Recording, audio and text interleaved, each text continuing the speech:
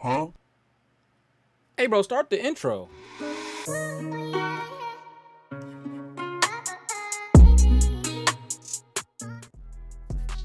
What's good? It's Every3 and I'm back with another video, you feel me? Now, this is gonna be a special one. Happy Memorial Day to everybody out there, you feel me? I've been wanting to watch this one when it came out, but I didn't get to it yet. We are here now. It says when a gang leader confronted Mike Tyson. It just say Tyson right there, but Mike Tyson. This one ain't too long, 9 minutes 50 seconds. We finna hop straight into this video, bruh. So if you like this video, hit that like for me, comment down below, subscribe if you new. I'm sorry for the hiatus. I'm here now. Hey, and whoa, before we hop into this video real quick, hold on. Like as predicted, we got Boston versus Golden State going down. Like I said, in my eyes, I think that's the best defense versus the best offense. It just makes for picture perfect. You know what I'm saying? It looks like you lost another one. It's just picture perfect to me. You know what I'm saying? Let me know how y'all feel about that in the comment section.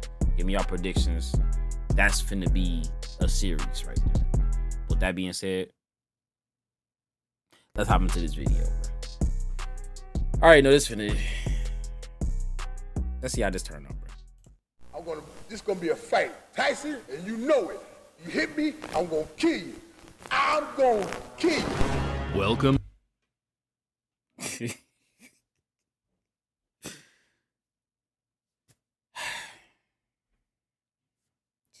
back to the Big Fight Recap here on BLTV Classic. I guess, bro. Did you see his eye?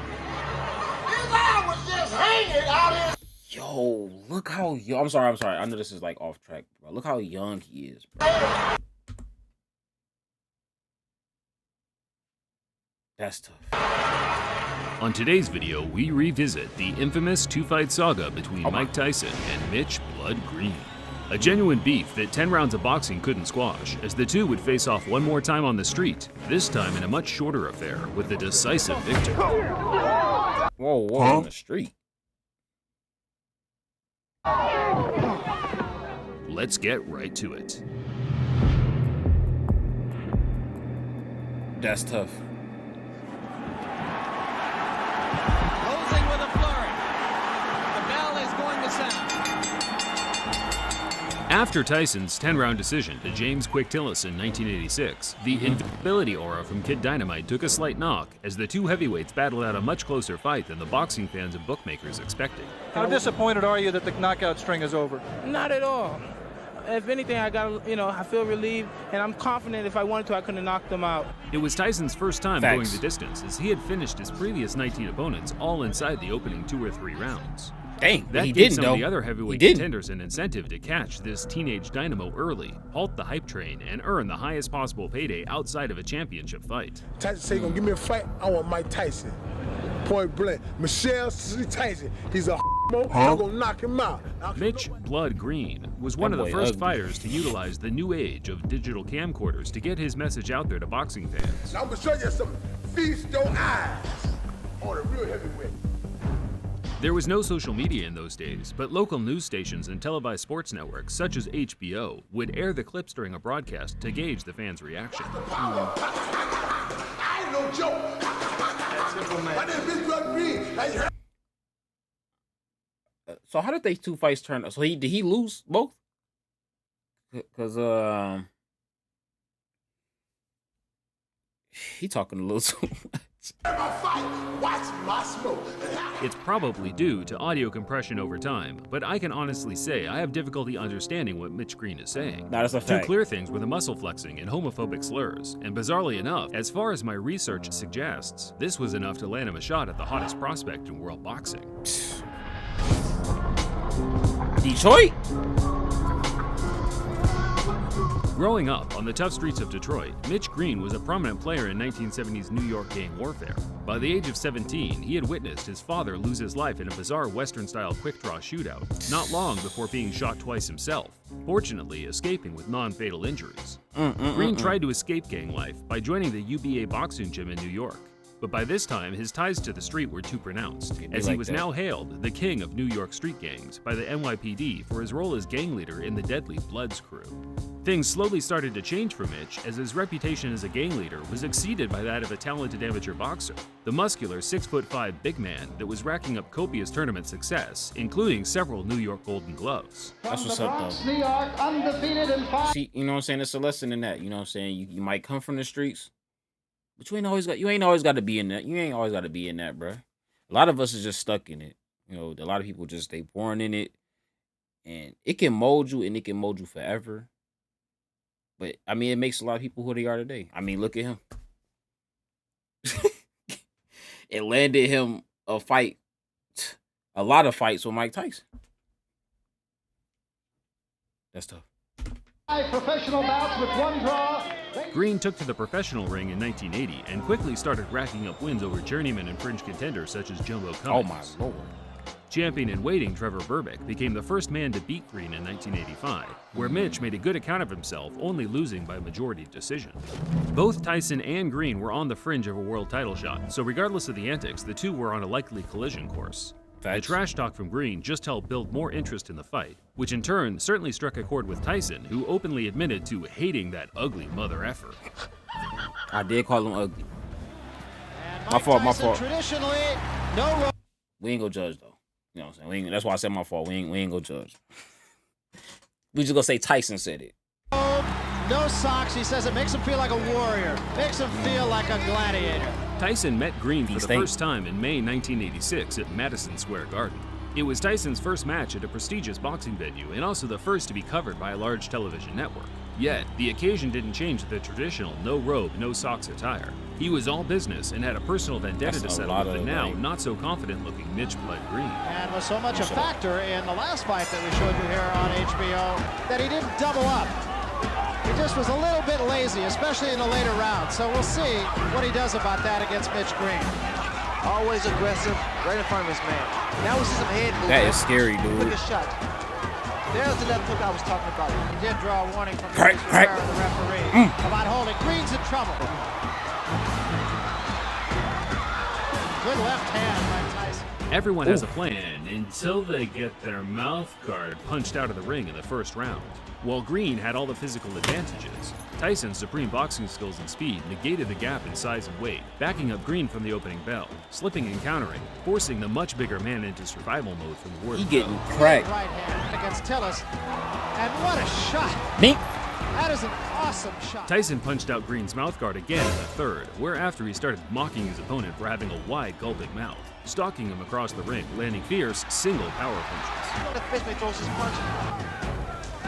Another big left hook. Hey, Tyson, Again, I'm not taking none of them Take a for stand no amount of advantage. money. Another couple Ever. body shots. Well, he's smiling. Tyson is smiling, but see, Green has those fast hands. The fight became so routine by the closing stages, the crowd knew they were witnessing a foregone conclusion. Tyson himself appeared to have his mind elsewhere as he bizarrely kissed his trainer, Kevin Rooney, while he was trying to... Oh man. I came with him. I can't. Oh man. This man is different.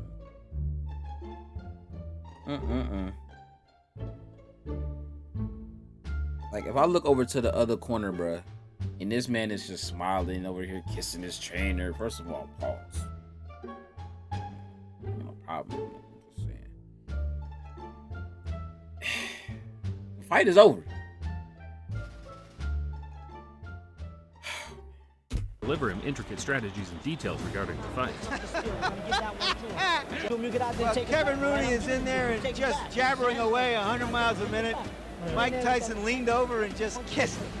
Tyson closed the show, trying to score the knockout, but Green's disinclination to engage allowed him to grab and clinch his way to safety, Oh my resulting goodness. in him losing 9 out of 10 of the rounds on every different scorecard. Probably ain't lose 9 teeth. But we knew deep inside that I was going to win this fight so easy because of his style. He's a gang tough opponent, and he took some fairly decent shots. But as you know, I won comfortably, and I didn't try for the knockout, and I used a great deal of discipline in there, not knocking him out. Tyson claimed he carried Green the 10-round distance on purpose to punish him for as long as possible. That's and tough. whether it was true or not, Green's personal pride was hurt, and he was willing to do whatever it took to restore a sliver of respect amongst his peers. I mean, I feel him. Green retired from boxing after the Tyson loss and returned to the street to earn a living from selling drugs. He always planned to one day get Tyson back in the ring, but as his years of inactivity ensued, Tyson progressed to one of the most dominant heavyweight champions of all time, undefeated and undisputed. The days of fighting lingering contenders such as Mitch Green were over. Well, he went back. It wasn't until a couple of years after their fight that the two would meet again, this time in Green's element, the street. In the early hours of August 23, 1988, Mitch Green got wind that Tyson was shopping at a local clothing store close by to where he ran things on the street. Tyson had traveled a fair distance to pick up a luxury leather jacket handmade by one of his friends over at Dapper Dan's. Okay. As Tyson was chilling in the store with his entourage, Mitch Green burst through the door on his own, high on angel dust, demanding Tyson either give him a rematch or empty his pockets right there on the spot. Tyson, of course, no stranger to altercations on the street, dragged Mitch Green outside and pummeled him to the ground multiple times. Spectators said that the fight was short, violent, and very one-sided. In fact, it was no longer than 15 to 20 seconds, but that's more than... man. Oh, man. Did this man really just say high on angel dust, bro? Oh, my God. I hope he was just saying that, bro. Oh, man. And then this picture. Oh, man. This is crazy. Long enough for the heavyweight champion to inflict severe damage. There is no footage of the fight, regardless of the clickbait you see on YouTube, but there were many accounts of what happened that all aligned. All except Green's account, where he claimed Tyson sucker punched him and ran. Who threw the first punch here? He did. He sucker punched me because he's with his friends, you know, and when he hit me, and I said I couldn't get a chance to really get to him like I wanted because everybody was like pulling me, you know, holding me, like so he could get away from me, so he could get away, and he ran from me. Green was certain the Tyson scuffle, which became mainstream news around the world, would add enough public intrigue to get his rival back in the ring. But Mitch had already burnt his bridges among the promoters in the sport, with his violent threats to Don King in the past already shadow banning him from ever earning any serious money in the ring again. Dang. After Green's failed attempts to get the rematch with Tyson, he filed a civil lawsuit for $20 million due to the injuries he suffered during their fight. The former gang leader came away with one small W to coincide with a long list of L's, winning the case and being awarded $45,000, close to what his purse was during their professional fight in 1986. Yeah, I remember seeing Mitch Green's eye after that. It was like, he broke his socket. Broke the eye socket. Yeah. He broke his eye socket. Yeah. Eye socket. That's you gotta tough. hit really hard to do some like that. No, he was a shell of his former self and was beaten by journeymen with losing records until he hung him up for good in 2005. As of 2022, Green is still a large-as-life character, but now employs his energy into his love of Christianity. He still has a gripe with Tyson, but I think it's fair to say the two have now moved on, and whenever the topic is brought up today, they both make light of their infamous 30-year feud. That didn't work. The boy scared to death. Let's do at the street fight. The boy scared to death. Well, wait a minute. Didn't y'all have a street fight, Mitch? For the ring, for the street. Thinking the man would do something about it. He wouldn't do nothing. Oh, man, he freaked me out. Did you know that actually Tyson and Sal are good friends and he comes to the show?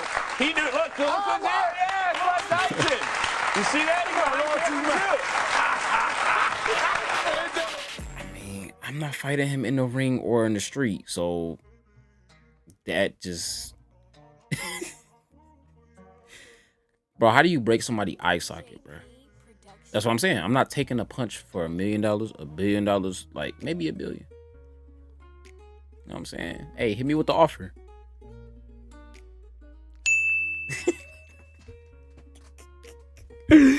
No, I'm just playing. But if you enjoyed this video, bro, hit that like for me. Comment down below.